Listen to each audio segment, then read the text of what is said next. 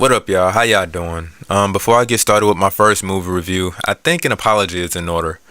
I promised that I will come out with the review like a good while back, but since then, a whole lot of things been happening to me and around me. And one thing about me is that your health comes first, your families come first, and you have to take care of your priorities before any of this internet or content creation, all of this hoopla that I be seeing going on a lot.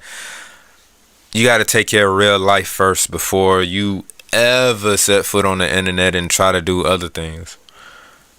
It's all about your priorities, or at least that's the way I look at it. So I just like to say I apologize to everybody that's been waiting. Here it is, y'all. I hope y'all enjoy. But without further ado, this is my first movie review of Traci Townsend. Enjoy. The following program is rated TV MALS. It contains strong language, sexual situations, and nudity. It is intended only for mature audiences. Viewer discretion advised.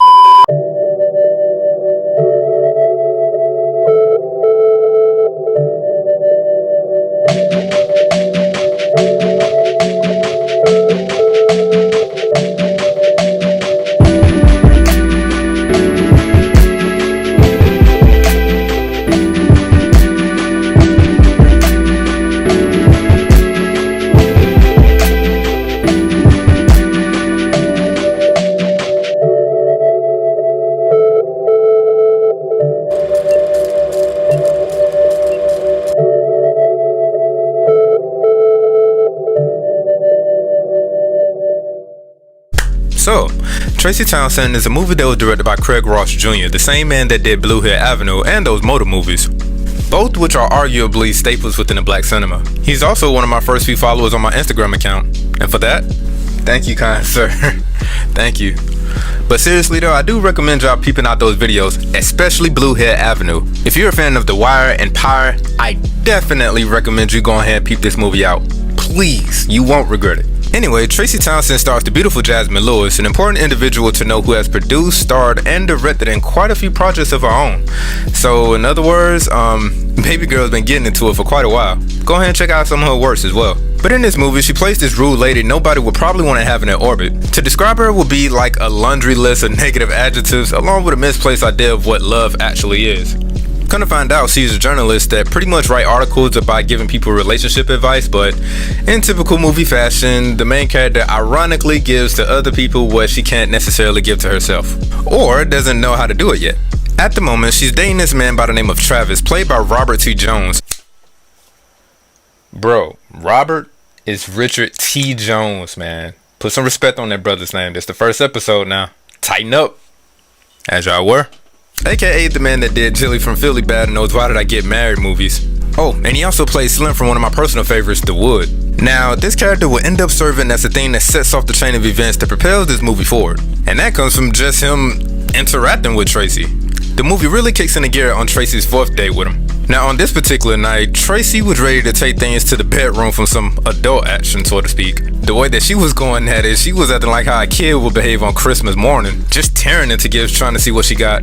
But to her dismay, before things can go any further, Travis started talking a foreign language when he started conveying his requirements before taking things to the next level. Now, to Traci and what she's used to, that came off as a bit of a culture shock. But staying consistent to how she is, whatever she wants, she will go after it, even if it means disregarding the obvious signs that Travis bluntly and verbally was making clear to her. So, on that fifth date, shit hits the fan when she attempts to do the exact same thing she did on the fourth date. I don't know why she thought it would work. I mean, isn't that the definition of insanity? Doing the same thing over and over again, expecting different results? But, hey.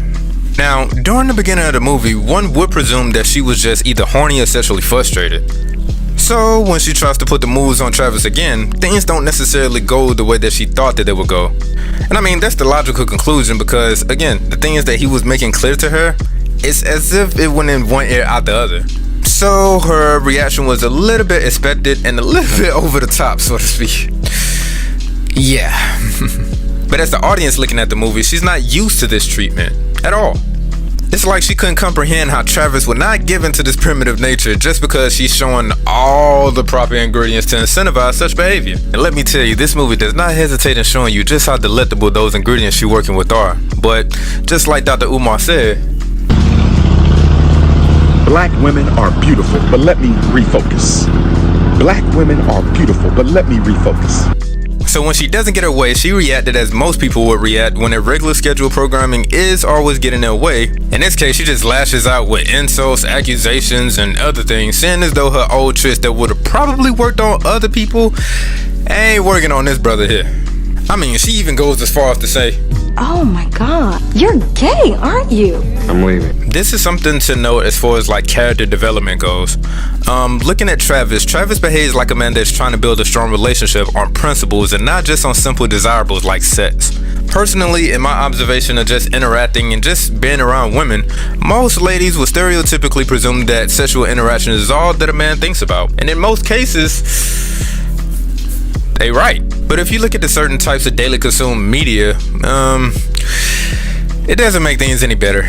But then again, on the opposite end of the spectrum, you have some ladies that understand their appeal, weaponize it, or utilize it as a means to accomplish their agendas. It's just how it is. This is what we call the psychology of strategic marketing, which people practically use every single day on their social media account. Have you been on Instagram recently? But amongst us men are fully mature ones that are attracted to a good woman's mentality, their compatibility, and her interests, where if combined with his interests, both could invest together into something that's constructive that maybe can be used as a foundation to not only enrich each other's lives in some aspects, but also to accomplish feats where if they were separate as individuals, they may not have the resources, knowledge, patience, nor strength to reach. Looking at Travis' demeanor, he knows what type of woman he's looking for. He has his standards, his boundaries, his moral code that governs his motives, and his reasoning for finding a suitable mate. He is looking for somebody to settle down with. That's why he's doing all these things, because he's playing the long game. He's looking for longevity rather than just some short-term fling or something that is temporary. But Traci, on the other hand, is behaving like somebody that needs to mature a bit. So after that drama-filled night, she meets up with her best friend by the name of Seal, who is played by the lovely Miss Mary Moreau, and they begin to conversate about why any of Traci's past partners that she was involved with refrained from asking for her hand in marriage. Now, to be fair in regards to marriage, Traci has the mindset that many people have when they get up there in age. You begin to see friends and family members finding their significant others, getting married, starting families, buying houses, going on trips, doing all of these things. Due to social media and depending on the people that you're following that's together with someone, spamming your whole entire timeline, you're just going to be seeing nothing but pics and videos of them going on adventures. And if you're single, this only intensifies the want to experience the idea. Get what I said? The idea, because what you see and what you perceive may not always be the reality. But as I said, people just want to experience the idea of what's purposefully being advertised to you. There are a lot of ladies out there, I'm sure, that want to be married, but Traci's character is the archetype that serves as a good example of how your ego and bad attitude can get in the way of being in a meaningful relationship with another person. Now, I could go deeper into the subject of what I believe to make a good, substantial, and traditional relationship and its components. Actually, I may be doing a little bit of that at the end of this review. However, there are other people that are out there that can better convey the intricacies of such topics whom I would recommend you checking out. Links will be in the description. But back to the review. Now, with all the concepts that I've discussed, Seal is the character that understands and recognizes how some of Traci's choices and behavior might have led to her present dilemma. But unfortunately, Traci is the one that can't seem to wrap her mind around these things. Actually, let me talk about the character Seal for a moment. At the start of this movie, to me, Seal came off a bit, interesting.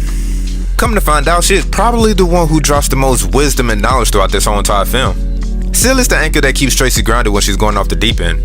My heart goes out to her because I can clearly see that being her friend alone is no easy task, let alone a feat to try to accomplish. It's not for the weak of hearts. Seal's character is the epitome of a friend accepting another person despite their tendencies and having the patience to deal with their bullshit. And quite honestly, I think every ratchet friend needs to have that one friend that's in their circle that literally knock them upside the head and ask what you're doing. So out of the conversation between these two, Traci comes up with this wild idea, which is to essentially get every individual that she was involved with in hopes of interviewing them to find out the answer to why none of them would want to marry her. You serious? Crazy, right?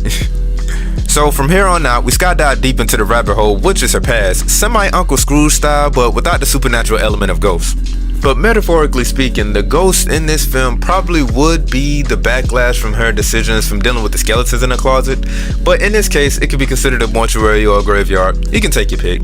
But the thing the viewer finds out is just literally how I don't even know how I can say this. How fucked up Traci really is. Like, I get it. In the beginning, I thought that she was just annoying, but that's just the surface level of it. I mean, damn, girl. So as Traci begins to interview her past entanglements, the view is presented with a bit of a glimpse of how each relationship was like during their time with her.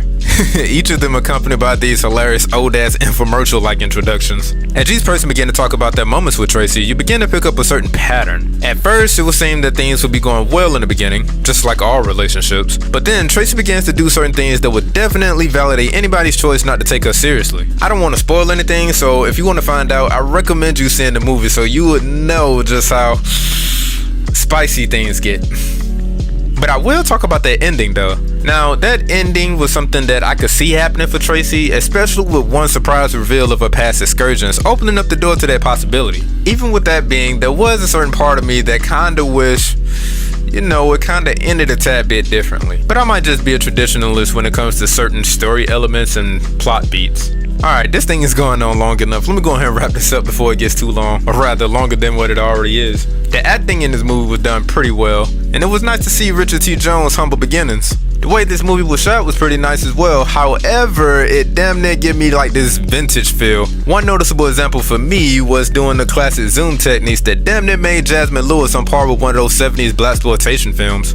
For whatever reason, my mind went straight back to Pam Grier on some of these shots. But on my final thoughts, Traci Townsend is a cautionary tale. This whole entire movie is about coming to the realization that one must hold themselves accountable for their behaviors, and how he or she may have contributed to the unwanted circumstances one may find themselves prisoners of. Getting somebody, or anything for that matter, is the easy thing. However, what you do in order to maintain it is what would determine what will survive the test of time. But as I said before, I know I sound like a broken record. Traci Townsend is a nice personification of a strong and beautiful woman that did something that took courage, maturity, and real strength to do, which was simply looking in the mirror and accepting the bad parts of herself and acknowledging the fact that she may not be all what she crops up to be. I remember some time ago, my mentor told me something. He told me that expectations minus reality equals a mature revelation, often uncomfortable.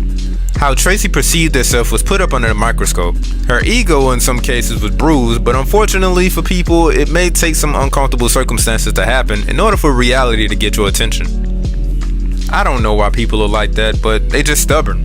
There is no such thing as a perfect person. Even the person or the people that many may believe has everything figured out, or seems to be very well off, got baggage that they wrestle with on a daily basis. Some are very well hidden, while others are a little bit more obvious than others. We as humans have our flaws, but it's how a person continuously work on themselves that open doors to what you need and sometimes what you want out of life. Traci's humbling process of bettering herself as to not make those same habitual mistakes in her past was quite something to watch. If somebody is watching this film and they can see certain similarities, or at least see a little bit of themselves within her in some type of way, I will hope this movie will motivate them to actually work on themselves. Now, I didn't say, go out there and interview all your S's and all, but doing the best you can do and learning from your past in order to bring out a better version of yourself. Sadly, most people won't even do that. A lot of people would like to remain comfortable in their ways. Others would feel offended if the truth about them was ever critiqued or brought out into the open. Some people would just laugh and admit about some of the messed up things that they do or is currently doing without changing anything. And what's most terrifying are the people that are actually proud of their delusional outlook on reality. But if you're not getting the message yet, simply work on yourself, become a better version of yourself, learn from your past, and move forward into a better future. Now, is this movie worth checking out? Yes. Even though this movie was made back in the day, and it feels so weird saying that. But even though this movie was made some time ago, the truth of this movie and the message remains relevant to this day. Especially in these days and times when so many Traci archetypes have been created by social media. Now, where can you go to see this movie? I personally peeped out this movie on Amazon Prime. So I would recommend going over there to check it out, or purchasing a physical copy of the movie, which in this case would probably be within the DVD format. But if you're thinking about getting a physical copy, I must warn you that the visual quality isn't going to be as HD and everything else that we're used to this day.